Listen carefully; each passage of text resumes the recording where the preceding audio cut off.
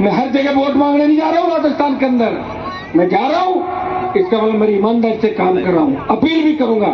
और जिनके लिए वोट नहीं मांगू ये समझ लेना कि उनके लिए मेरे मन में कोई प्रेम नहीं है, वो धोखेबाज है, वो कौम के गद्दार है, वो किसानों के गद्दार है, वो आपसे कभी नहीं हो सकते।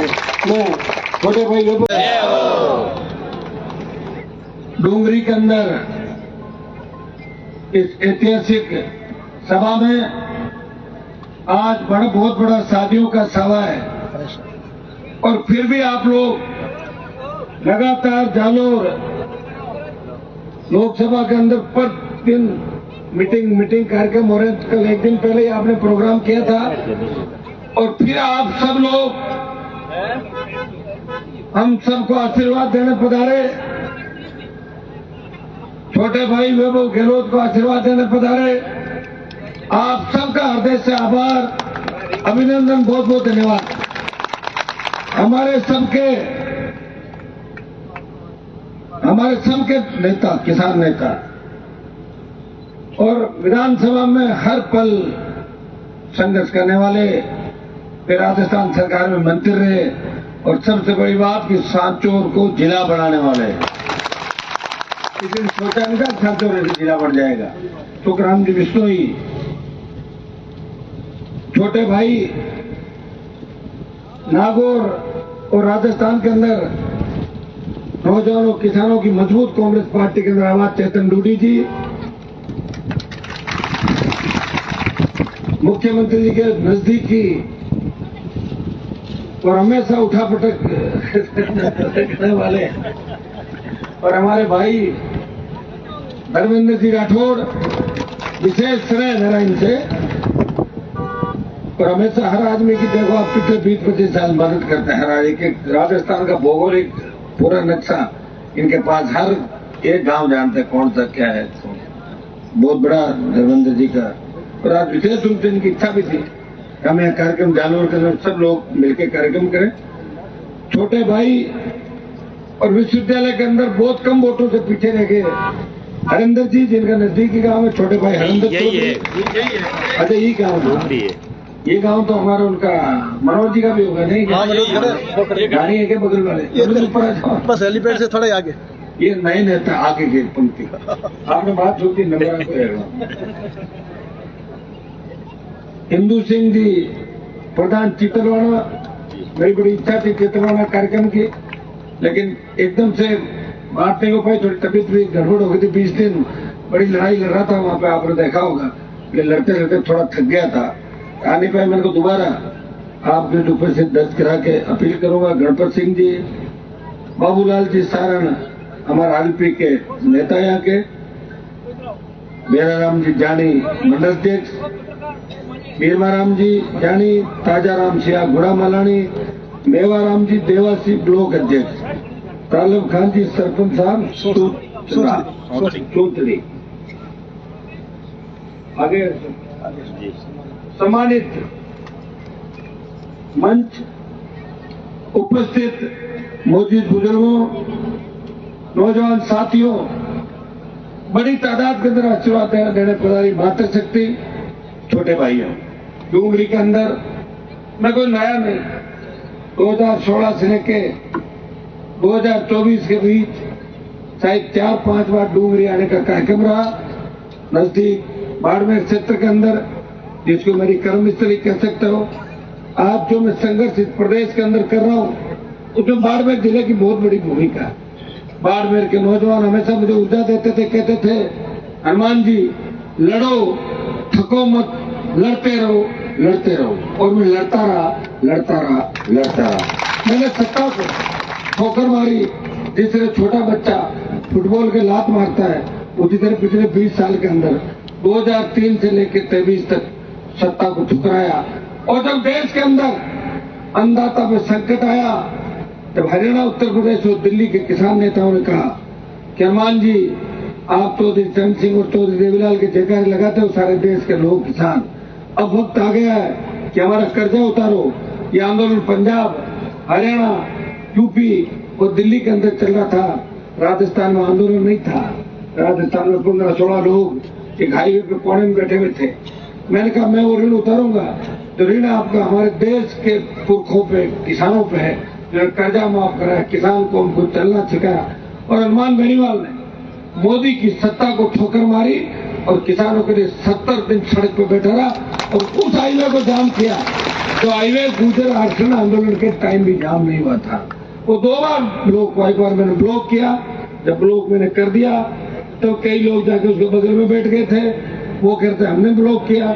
जब मैं दोबारा गया भगदड़ मची, मैंने कहा ये भी हमारे भाई है, हम भी भाई, हम थोड़ा दूर बैठ गए थे, तो थोड़ी पॉलिटिक्स उसके अंदर हो गई थी।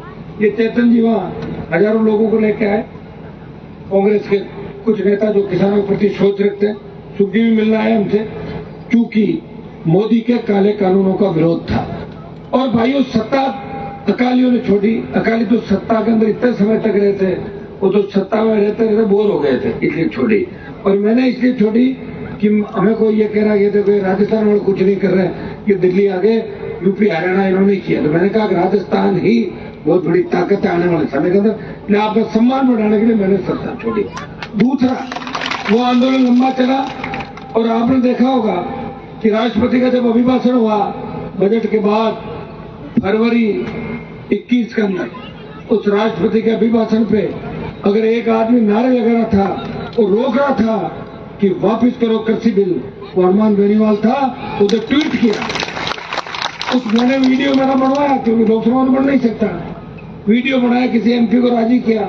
मैंने कहा तू किसान का बेटा है, तू नारे तो नहीं लगा सकता, मेरा वीडियो तो बना दे। तो बोला साहब मेरे पता लग जाएगा। मैंने कुछ नहीं, तू बना दे रुमाल रख के पास में, वो बना के मैंने ट्वीट किया। तो मुझे कहा कि आपका तो ये जब्त कर लेंगे। मैंने कहा तुम जो चाहे कर लो, कौन सोचता है इन चीजों का, तो जान हथेली पे रखे चलते हैं। और प्रधानमंत्री का भी एक बार बजट भाषण रिप्लाई रोका अंदर बेल के अंदर 10 मिनट तक। तो वो ताकत इस व्यक्ति के अंदर, वो ताकत मिली कहां से मुझे? आपसे मिली। जब 2016 के अंदर मैंने हुंकार भरी थी राजस्थान के अंदर, विधायक था निर्दलीय, और सुंदर जी मेरा झगड़ा चल रहा था उस समय।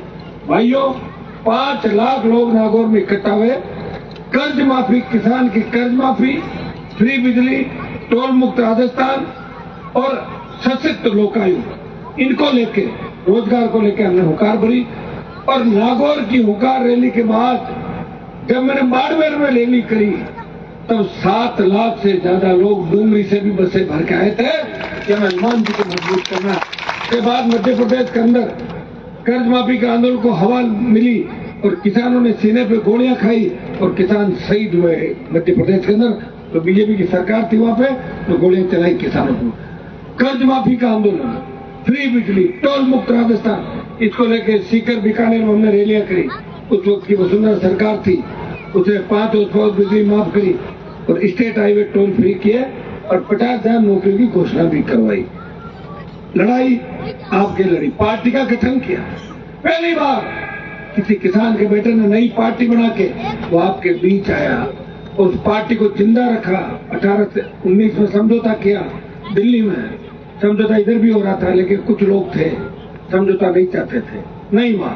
बीजेपी समझौता हुआ और जैसे ही किसान की बात आई सत्ता छोड़ दी मैंने।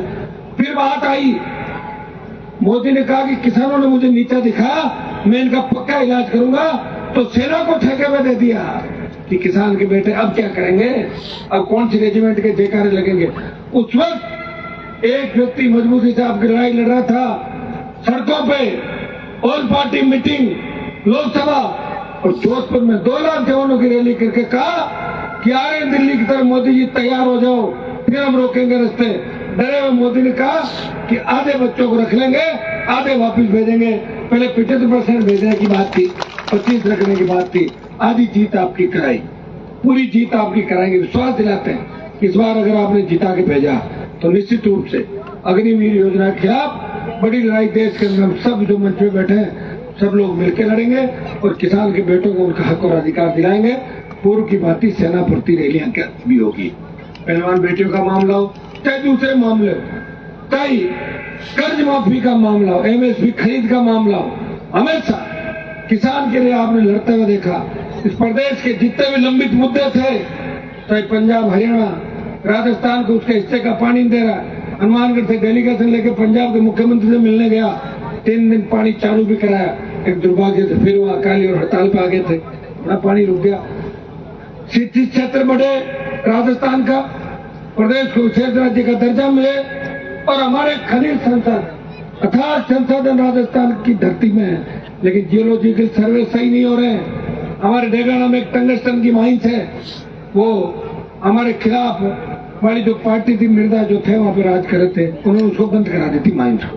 मैंने उसके आदेश कराए और जब टीम वहां पहुंची तो टीम ने देखा कि यह तो लिथियम है, और अगर लिथियम निकल गया तो बाड़मेर से भी ज्यादा नागौर नहीं पूरे राजस्थान के बारे न्यारे हो जाएंगे। इतनी बड़ी तादाद के अंदर लिथियम डेगाना की भाइयों, सही जियोलॉजिकल सर्वे अगर होता, और जिस कंपनी को बाड़मेर के अंदर जियोलॉजिकल सर्वे करने का ठेका दिया था वो फेल हो गई थी। 20 साल पहले तेल निकलता सुखी, यहाँ पे तेल तो था ही लेकिन तेल पकड़ में नहीं आया। हमारे नागौर में ऐसी स्थिति थी कि खेतों में नीचे पानी था जमीन में, नाथुराम जी कहते थे ट्यूबवेल मत खोदना, भूत आ जाएगा, अंदर मत निकलना, तो राक्षस आ जाएगा। तो बेचारे कमा के खाने के लिए वहां जाते थे मालवा प्रदेश। और आपने तो देखा होगा कि हम किन पर, आप हमारे भाई थे, आप हमें फॉलो कर रहे थे।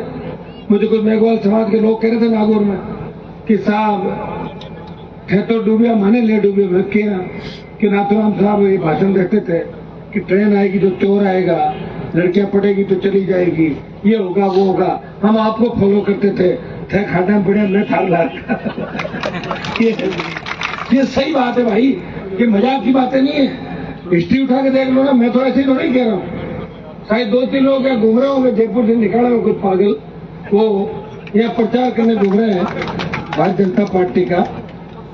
2-3 को सस्पेंड किया था समाज से, और कुछ लोग हैं जो पत्थर रोड पे किसी वक्त भी पत्थर आ सकता है, ध्यान रखना सड़क पर।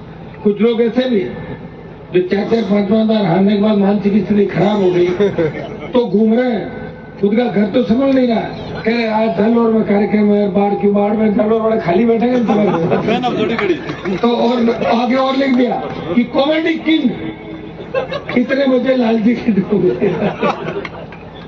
तो क्या करते हैं, मार देता हूँ, मार दिया सारा इच्छा होगा ना।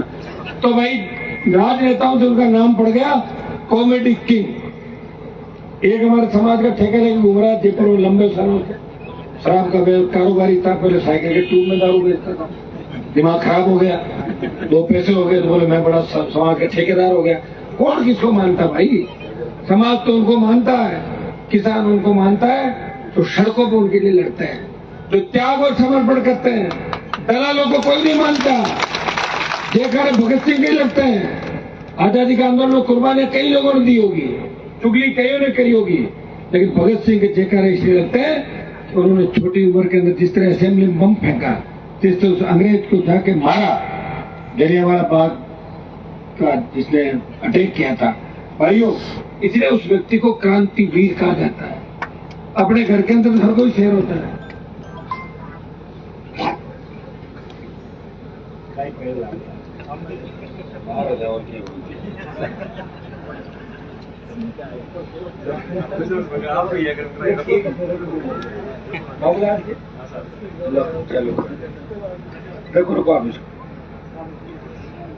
भाइयों, कुछ लोग तरह तरह की बातें करने के लिए यहाँ भी आएंगे।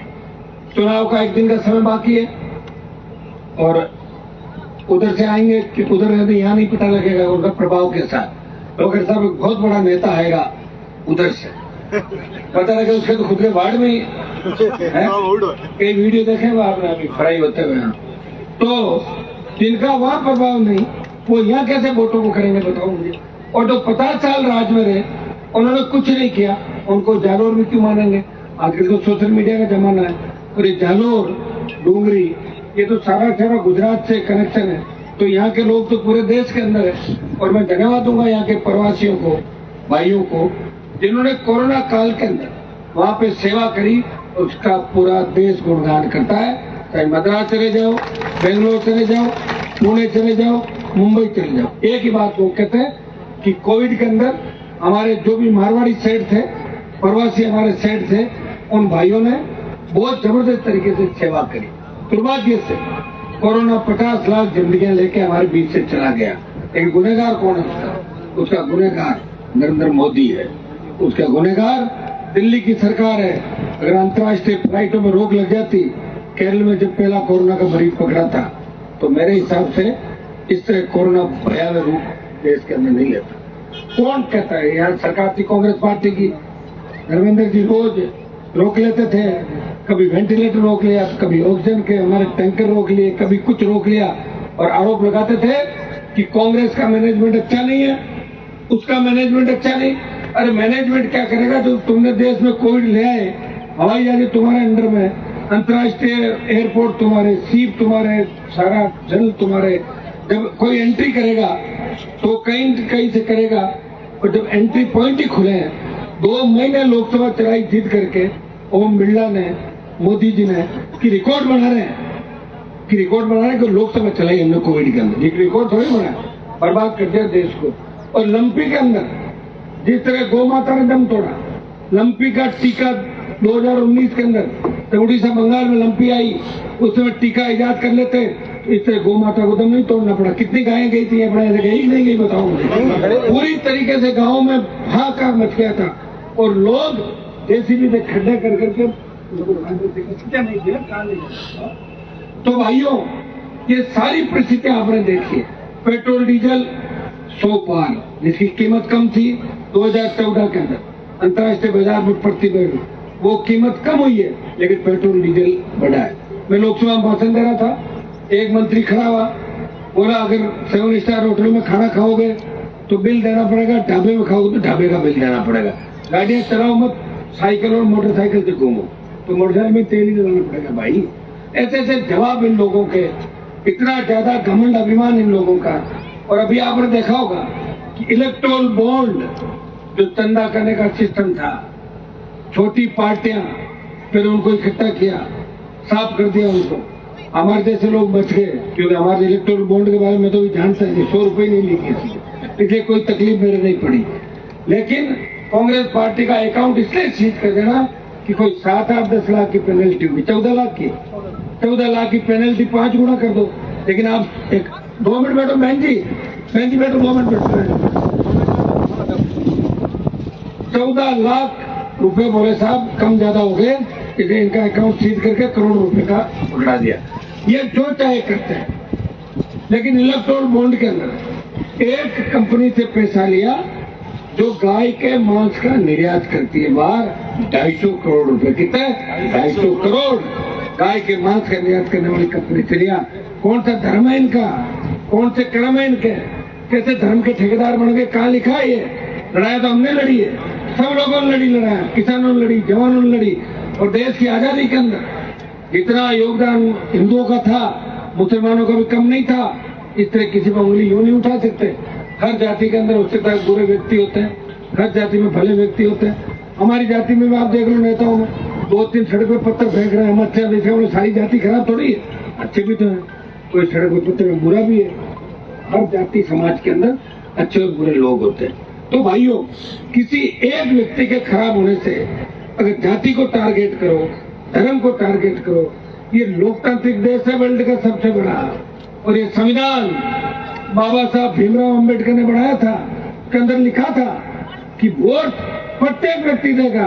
पहले वोट का अधिकार नहीं दे रहे थे, तब उन्होंने कहा कौन वोट डालेगा? किसी का उद्योगपति डालेगा, किसी का पढ़ा लिखा डालेगा, किसी का। उन्होंने कहा नहीं, देश गुलामी की बेड़ों से मुक्त हुआ है 150-200 साल की, इसलिए प्रत्येक व्यक्ति को वोट का अधिकार। ये वोट का अधिकार बाबा साहब ने बनाया था, जिनका नारा जय भीम के नाम से करते हैं। भाइयों, उन बाबा साहब के बारे में हमारा एक नेता मेरे जिले का, वहाँ एक मेरे इलाके में एक प्रेसिडेंट को लेकर बैठा और कह रहा था कि आपने बाबू जी संविधान बनाया। हमारे बाबा थे ना तो हम जी, तो उनको कह रहा है छाटों को इकट्ठा करके थाने ठाक होने और संविधान बाबू बड़ी मुश्किल में बनाया। तो वो एक होशियार मैंने फोन किया कि वो साहब संविधान बाबू अपन लोग बनाए, कोई दूसरे बारे मेरे को तो बाबा साहब भीमराव अंबेडकर ने बनाया, नाथुराम ने कौन बनाए? आपको 5 साल के रोक हो देते हैं। अब किस तरह बेवकूफ बनाने रानी बता रहे बोले बाबा साहब बड़ी मुश्किल में संविधान बनाए। और ज्योति भाषण दे के कह रही थी कि 400 पार संविधान बदल देंगे। तेरे गांव में बना के संविधान तो कोई नहीं बदल पाया। या कई लोग आए चले गए, दिल्ली पे कई आक्रांत आए गए, कई धर्म आए चले गए, कईयों का राज चला गया। हिंदुस्तान की लोकतांत्रिक व्यवस्था कभी खत्म नहीं हुई। ये वर्ल्ड के अंदर अमेरिका, जर्मनी, इंग्लैंड अपनी तारीफ करते इसीलिए करते हैं कि उनके जो देश है वहाँ अलग तरीके का कल्चर है, यहाँ का कल्चर अलग है। या कोई भी आएगा उसको अपनी पूजा अर्चना का अधिकार है, बोलने का अधिकार है, भाषा का अधिकार है, स्वतंत्रता का, कपड़े पहनने का, वक्तव्य देने का, ये सारे अधिकार यहाँ पे। अगली बार राज बढ़ा दिया ना तो मोदी अधिकार छीन लेगा, चुनाव भी नहीं कराएगा, बैठे रहना चुपचाप, कुछ नहीं होगा। मैं वोट है ना कोई बात है। तीसरे घंटियां बजवाई ना कोविड के अंदर, सबसे घंटियां बजवाई, घंटे बजवाए, मोमबत्तियां जलवाई, ताली बजवाई, पूरे देश को क्या कर दिया, ताली बजवाई सबसे, किया नहीं किया। इस बात को अपने को याद रखना है। ये लोग सिवाय बेवकूफ बनाने के कुछ नहीं करते। इस बात का विशेष रूप से ध्यान रखना। और भाइयों, एक बात का ये भी ध्यान रखना हमेशा, जो व्यक्ति अपनों को छोड़ के चला जाता है बुरे वक्त में, उस व्यक्ति का भी ध्यान रखना होता है। स्वार्थ के खातिर कोई व्यक्ति जहां से पैदाइश होती है, शुरुआत होती है, उसको छोड़ के चला जाता है। ऐसे लोगों का भी ध्यान आपको रखना होगा। कौन रखेगा? और तो आपको मैं तो रख ही लूंगा ध्यान, जो तय है मैं तो ध्यान रखूंगा ही रखूंगा, लेकिन मैं कितनों का ध्यान रखूंगा भाई? जिनको भी ट्रेनिंग देता हूँ भाग जाते हैं, जिनको भी लाता हूँ सारे छोड़ के भाग जाते हैं। थोड़ा सा बराबर साफे बनाए भाग जाते। मेरे नागौर के अंदर तो एक नेता बनाया मैंने, वो 5 साल में साफे इकट्ठे करके ले गया मेरे 5000 कितने आगे छोड़ो 5000 साफे ले गया। और एक साफे और आया मेरे पास, बोले साहब एक बात करी थी। मैंने कहा क्या? बोले साफे बिकते हैं क्या? मैं क्यों कहाँ पे? बोले साहब वो आपके साथ थे ना, उन्होंने छापे बेचे थे। मैं क्यों कितने छापे? बोले 5000। कितने रेट में? बोले 70 रुपए के साथ। 35 लाख के छापे बेच गया। आरएलपी का नेता था और बीजेपी के अंदर घुस गया। ऐसे हर जिले में गंदगी छोड़ के भागी, छोड़ के भागी। उनका भी ध्यान रखना सब लोगों को, ठीक है ना? कि हनुमान जी को कमजोर करने की जो भी कोशिश करे उसके सामने मोर्चा आपको खोलना। आपको ये नहीं देखना कि क्या हो रहा है क्या नहीं हो रहा। आप भावुक को देख जाते हो, आधे घंटे के अंदर करने लग जाते हो। लेकिन मेरी लड़ाई एक दिन की लड़ाई नहीं है, ये 25 साल का संघर्ष है। पूरा परिवार खो दिया, जिंदगी खराब कर लिया आप लोगों के लिए। आपका सम्मान दिल्ली में बढ़ाया, देश में बढ़ाया।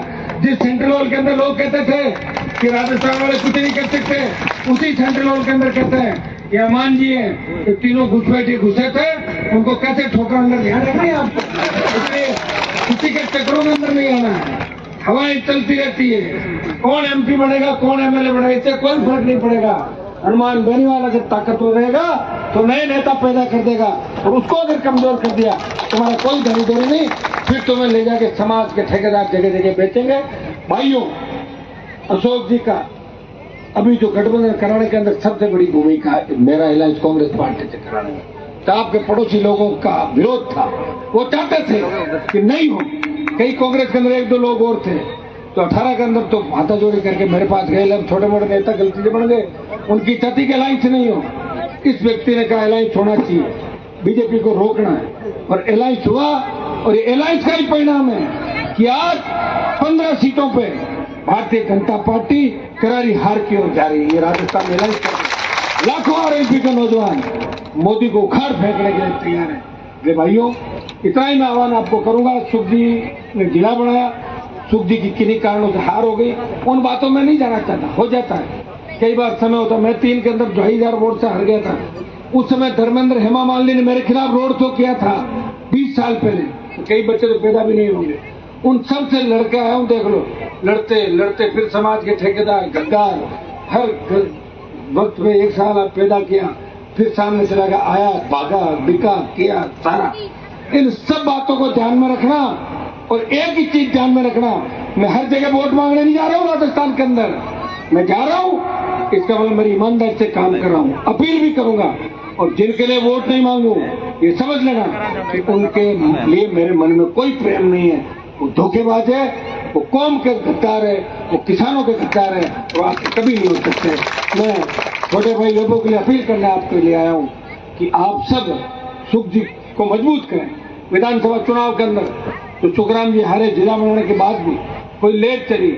आज मेरी जाति का कोई व्यक्ति कहीं बदमाशी कर ले तो मैं ठेका, उसका जिम्मेदार मैं थोड़ा ही हूँ। आप ही बताओ, लोग तो हमें मारने के लिए घूम रहे हैं। हमारे समाज के लोग रोज पकड़े जाते हैं। कट्टे पिस्टल 47 लिए हनुमान को मार देंगे, तो हमारे ही समाज के लोग घूम रहे हैं। इन चीजों के अंदर अपने को कतई नहीं पड़ना है। एक ही निवेदन है कि भाई वैभव गहलोत को मजबूती से सर्व समाज 36 कौम, क्योंकि मैं 36 कौम के लड़ा हूँ, मैं देवासी समाज के लड़ा, कुमारों के लिए लड़ा, पटेलों के लिए लड़ा, राजपूतों के लिए लड़ा, जाटों के लिए लड़ा, विष्णुओं के लिए लड़ा, 36 कौम के लड़ा हूँ, दलितों के लिए। हर वक्त टोल मुक्त करो, फ्री बिजली दो, कर्जा माफ करो। अगर मेरी लड़ाई 36 कौम के लिए, तो 36 कौम इस राजस्थान को बचाने के लिए, मोदी का घमंड अभिमान चूर करने के लिए भाई वैभव गहलोत को जिता के भारी वोटों से आके विजय बनाए, ये अपील करने डूंगरी केंद्र में आया हूँ। और मुझे पूरा भरोसा है कि सांचौर से इस बार भारी बढ़त आप लोग दिलाओगे। और भारतीय जनता पार्टी का आपका पहले का एमपी था, मैं तो उनको देव जी को वहीं देखता था, दिल्ली में ज्यादा सही इलाके में कम आते थे देव जी।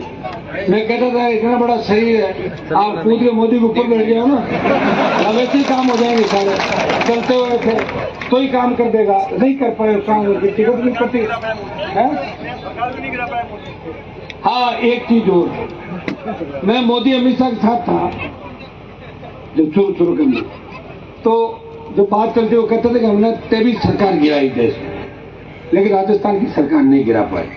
तो धन्यवाद दूंगा चेतन जी डूडी को, इन लोगों ने समय से सारी बात करके, और राजस्थानी से धर्मेंद्र जी बैठे सारे, मतलब शायद राजस्थान की पहली सरकार है, मुख्यमंत्री है जिन्होंने हमेशा मोदी से अपनी सरकार नहीं गिरने दी।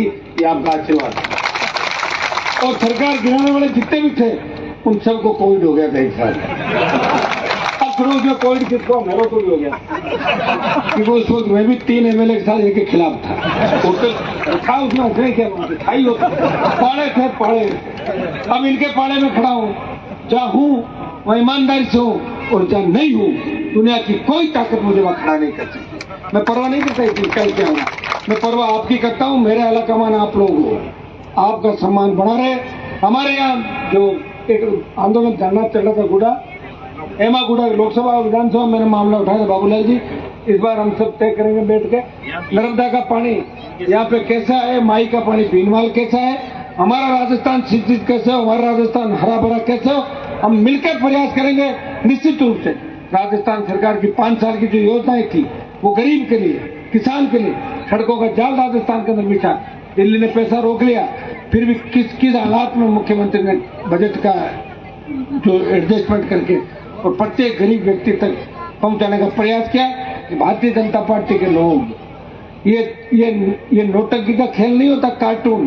भजनलाल, ओम बिरला, सीपी जोशी, आपका ये भीलवाड़ा, ये लोग सरकार चला रहे हैं। भजनलाल कहता है कि मैं मोदी को श्रद्धांजलि देता हूँ जिंदा को। वो कहता है कि मेरी रात फ्लैट में उड़ जाएगी, रात में उड़ेगी किसी, मेरी रात फ्लैट में उड़ जाएगी।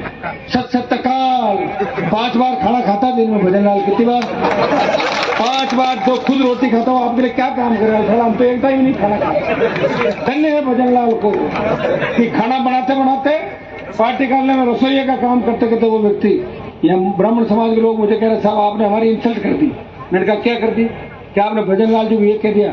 मैंने कहा मैंने इंसल्ट नहीं कर दी, मैंने लड़के और वसुंधरा को भगाया जब भजनलाल का नंबर आया। तुम्हारा कोई नंबर नहीं था ब्राह्मणों का। ये ब्राह्मण मुख्यमंत्री हनुमान बेनीवाल की वजह से बने। इसलिए तमाम ब्राह्मणों से भी अपील करता हूँ कि वैभव गहलोत को वोट करें, आप लोग कांग्रेस पार्टी को वोट करें, इनकी योजनाओं को वोट करें। इनकी योजनाएं अच्छी है, ये भले लोग हैं, अच्छे लोग हैं, उनसे अच्छे हैं, इतना मैं बता सकता हूँ। मैं उनके साथ रह के आया हूँ और ये मैं आपको विश्वास दिलाता हूँ। भाइयों, मैं आपके लिए तैयार हूँ, खड़ा हूँ, विधायक तो मैं हूँ, और शायद नागौर की जनता मुझे सांसद भी चुन लेगी तो और लड़ाई लड़ूंगा, और नहीं भी रहा तो राजस्थान में लड़ता हुआ आपको मैं नजर आऊंगा सड़कों पे।